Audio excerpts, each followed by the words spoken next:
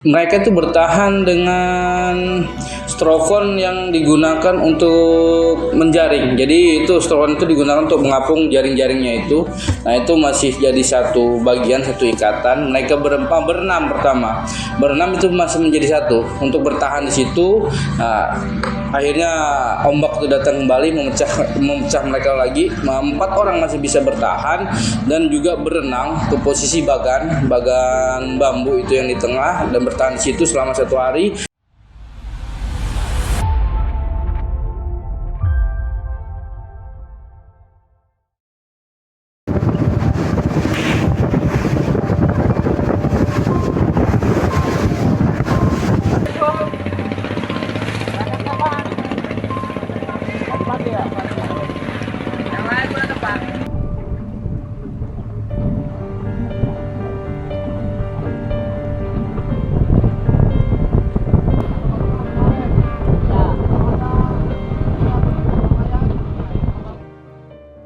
Untuk operasi SAR hari kelima untuk KM Arup yang kita pencarian untuk semua ABK itu ada 6. Untuk kejadian tersebut 4 selamat dan juga 2 dalam pencarian kemarin, dan alhamdulillah 1 kemarin sudah diketemukan di hari keempat sekitar 1 mil dari pesisir Waikambas, dan 1 hari kelima pencarian masih kita optimalkan untuk tetap di pesisir Waikambas sekitar 1 mil sampai dengan Sekopong. Nah, untuk tim kami sendiri bersama Basarnas, bersama tim SAR gabungan itu dari Polairut Polda, Polairut Lampung Timur, ada TNI AL Labuan Maringgai, Bakamla beserta dengan BPBD Lampung Timur, dan nelayan juga di sini sangat support untuk pencarian ini, mendukung kami. Ya, semoga untuk korban terakhir ini bisa kita ketemukan. Kalau boleh cerita sedikit Bang, itu awal mulanya kapal asal Cirebon bisa ke Lampung Timur dan diterjang cuaca buruk itu seperti apa?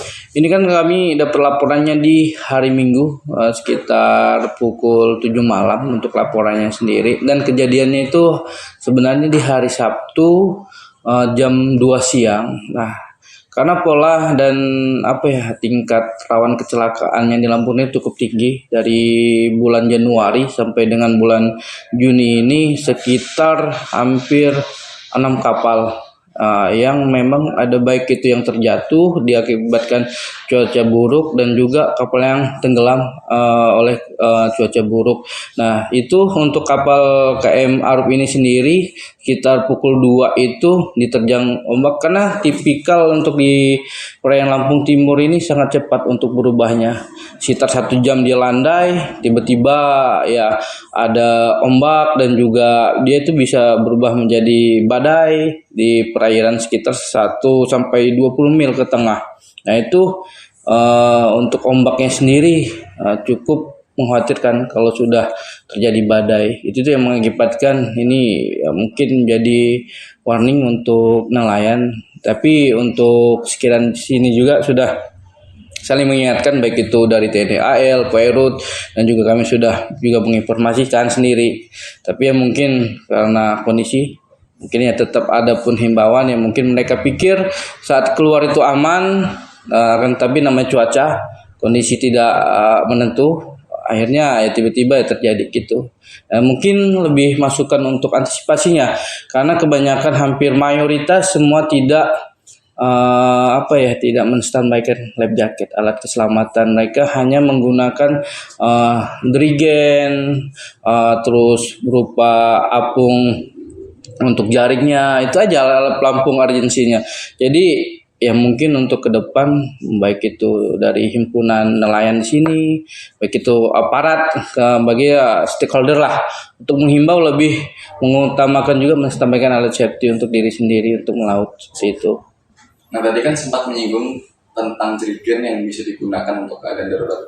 Nah, pada saat kapal yang dari Cirebon ini diterjang cuaca buruk. 4 orang yang selamat ini seperti apa dari informasi yang kita? Dari informasinya sendiri, mereka itu bertahan dengan strofon yang digunakan untuk menjaring. Jadi itu strofon itu digunakan untuk mengapung jaring-jaringnya itu. Nah itu masih jadi satu bagian, satu ikatan. Mereka berenam pertama.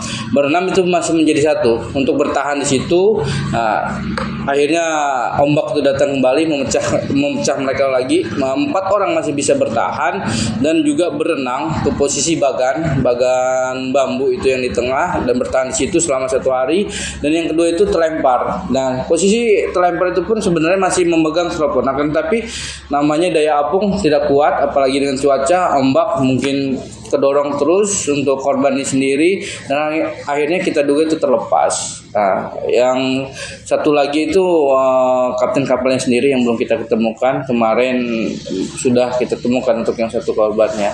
Seperti itu. Untuk kondisi kapal sendiri, Bang, saat 4 orang ini sedang bertahan terombang-ambing atau bahkan terdampar di bagan, kapalnya sudah hilang atau seperti apa? Untuk pas hari kedua, hari Seninnya itu kami cek emang sudah tenggelam. Untuk posisi kapal sudah full tenggelam. Seperti itu. Kalau untuk kapal nelayan itu sendiri, Bang, kalau dari lajunya atau dari spesifikasinya itu sebenarnya bisa tahan nggak untuk cuaca buruk, khususnya di Provinsi Lampung? Untuk sebenarnya sih spesifikasi segala macam itu bagian ranah dari Polairut dan juga ke SOP ya. Mungkin akan ada pengecekan sebenarnya layak dan tidak layak surat menyurat sebenarnya mereka akan, tapi seperti biasanya yang kami ketahui mereka itu tetap ada pengecekan dan perawatan, baik itu pengecetan kayu-kayu yang emang dikhawatirkan yang udah lapuk, ada pergantian sih seperti biasanya. Tapi memang untuk kejadian yang kemarin murni karena cuaca emang sangat buruk seperti itu, kena ombak dan mungkin emang kondisi emang ya tidak bisa bertahan lagi gitu kan, akhirnya terbalik dan tenggelam. Nah kalau dari kasus yang sudah pernah kita tangani atau pencarian sudah pernah kita lakukan dari Januari sampai bulan Juni ini, apakah kasusnya serupa gitu Bang? Maksudnya kapal berlayar kena cuaca buruk, habis itu jatuh atau karam karena terkena ombak, atau ada faktor-faktor? Ya, untuk kejadian sebelumnya baik itu dari Januari sampai hari ini ada beberapa emang faktor kelalaian juga. Arti kata saat itu ombak dia duduk di tempat pinggir dan terjatuh gitu. Nah itu terjatuhnya ini sendiri kan, makanya saat melaksanakan pekerjaan mungkin sudah kebiasaan umum ya, tidak, memang safety tidak nyaman untuk dipakai, itu tenggelam. Akhirnya saat tertolong itu juga apapun pasti cari, mereka tidak langsung hilang kayak gitu, tidak langsung ini, karena emang kebanyakan saat menjaring tiba-tiba ya namanya kapal tidak stabil terjatuh. Dan beberapa kali, 2 kali kejadian di 2 kapal yang berbeda itu saat terjatuh pun tidak diketahui posisinya, karena kan ya mereka kan fokus di bagian masing-masing gitu. Diketahui sudah terjatuh, itu baik terpleset karena mungkin kena ombak di pinggir terjatuh juga gitu. Nah tapi untuk bulan Juni ini sudah 2 kali akibat cuaca buruk. Kemarin tuh ada laporan juga, kita koordinasi dengan Polairut akan tapi selamat. Nah tapi kapalnya belum tenggelam, masih bisa ditarik dan korbannya selamat. Nah, tetapi yang ini langsung tenggelam, ada korban juga gitu. Seperti itu. Nah kalau dari kondisi yang misalkan sudah terkena cuaca buruk atau penumpang ini, ABK ini sudah ada di laut, tingkat daya tahannya terhadap kondisi tersebut paling lama itu berapa hari sih? Kalau untuk daya tahan sendiri ya, kalaupun mereka masih bertahan dengan pelampung, masih ada untuk mempelajari. Itu yang saya bilang, karena sudah mayoritas tidak ada untuk life jacketnya ataupun ring buoy untuk ditempatkan di kapal-kapalnya, mereka menggunakan yang daya apungnya emang bukan untuk safety gitu ya. Mungkin kalau untuk bertahannya mungkin kalau untuk normalnya mungkin 1 harian ya. Itu tergantung juga. Kalaupun emang saat bertahan itu walaupun dengan dirigen, dengan cuaca buruk itu akan terlepas ya, mungkin ya kalau dia kuat dengan stamina kuat dan normal ya berenang itu masih ada bagan masih bisa bertahan. Tapi seharian ya kemungkinan 1 harian lah. Itu balik lagi dengan fisik nelayan itu masing-masing untuk mempertahankan diri di perairan saat terjatuh di airnya. Itu kalaupun itu juga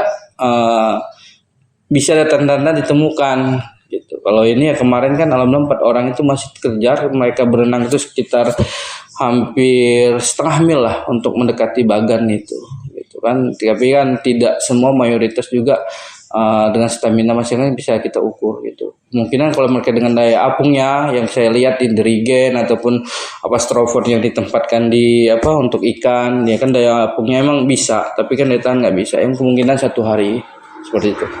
Nah, saat upaya pencarian atau tim gabungan melakukan pencarian, ketika ada laporan masuk ada kapal tenggelam atau ABK yang perlu dicari, itu apa saja hambatan yang pernah kita alami atau khususnya yang terjadi di Kuala Penet yang saat ini sedang dilakukan? Untuk tantangan lah, dan juga untuk beberapa kali pencarian jadi hambatan kita sendiri itu sama seperti dengan nelayan juga. Saat kami pencarian itu pagi hari atau keluar sekitar jam 9 10 kita penyisiran sampai 10 sampai 15 mil itu terlihat landai. Akan tapi sekitar siang memasuki jam-jam ke sore sekitar jam 2 jam 3 itu di sana udah mendung, hujan, terkadang badai. Dan itu kan berhenti. Nah itu yang kita perairan yang di Lampung Timur ini yang kita bisa bilang bisa berubah-ubah. Ya, tapi yang mungkin lebih paham sebenarnya nelayan sudah bisa memahami sih sebenarnya kan. Tapi kemarin itu memang dalam kondisi cuaca yang benar-benar buruk. Nah dan juga di sini di Kuala Penat sendiri untuk halangan kami, untuk kapal kami RIP sini sendiri, karena jalur keluar untuk di muara sini sudah mulai menyempit karena lumpur. Nah jadi pasang dan surutnya saat dia surut itu menghambat kami untuk akses untuk keluar. Dan juga mungkin yang ketiga untuk penyisiran, karena tidak ada dermaga di penyisiran di sekitaran Waikambas ini karena hutan lindung, nah itu tidak ada dermaga. Ya kita duga kan ya, tapi ada alternatif lagi, ada beberapa kapal nelayan yang bantu kan, kita memang saling mensupport. Itu ada kapal yang memang mendekati lah wilayah-wilayah daratnya untuk pencarian gitu. Kita sisir juga, kita duga memang kalaupun dia di sisir untuk di pinggiran masih bisa kita jangkau. Ya mungkin itu saja sih yang paling utama sih, faktor cuaca yang tidak menentu di perairan Lampung Timur ini. Kalau dari upaya kita melakukan pencarian gitu Pak, kita melakukan pencarian ini dengan beberapa metode atau beberapa alat yang kita gunakan untuk penyisiran. Kalau metode sendiri kita tetap penyisiran melalui alut kita RIP 02 dari Bakuni untuk penyisiran sendiri. Ya itu kan kita menggunakan SAR map dari pusat yang memang sudah tertera arah angin dan juga arus yang kita duga nih, umpamanya di SAR map itu dari titik lokasi itu arusnya kemana, arah angin kemana, yang kita duga kan mungkin dia arah ke korban ini kan terus untuk didorong untuk arusnya untuk ke darat. Nah makanya kita duga untuk penyisiran ke darat. Nah itu kan kita bisa dilihat dari SAR map yang dikirimkan dari BBC Basarnas Pusat. Nah itu yang kita gunakan jadi menjadi patokan kita untuk arah mana, area mana itu sudah kita tandain. Dan juga kita menggunakan tetap dengan bantuan kapalnya TNI AL dan juga pelayaran, kita bagi seru-seru di titik-titik itu tertentu yang memang kita penyisiran itu berapa mil sudah kita bagi dengan optimalkan sesuai dengan SAR map pencarian itu aja mungkin. Kemudian untuk 4 orang yang berhasil selamat ini, yang berhasil kita evakuasi, itu mereka mengalami gejala apa atau mengalami luka atau mengalami apa? Untuk kemarin sih luka sih tidak Mas, tapi ya beberapa dari mereka sih sedikit ada trauma. 4 orang itu ya adalah yang 1 orang itu mungkin kemungkinan ya Pak, kemarin karena mendengar temannya kita temukan meninggal, ya mungkin saat diajak lah mungkin menunjukkan area segala macam itu dia belum siap ya, mungkin traumatis untuk dia sendiri mengingat kejadian itu. Tapi dari duanya ya sudah membantu kita ikut juga gitu, jadi ya mungkin psikisnya sendiri ya, baik itu kejadiannya mungkin berat ya untuk diingat karena kan namanya satu kapal untuk korban itu sendiri. Berarti saat ini 4 orang yang berhasil selamat masih stay di sini. Masih stay sini di dekat di rumahnya pengurus kapalnya, gitu. Nah terus kalau misalkan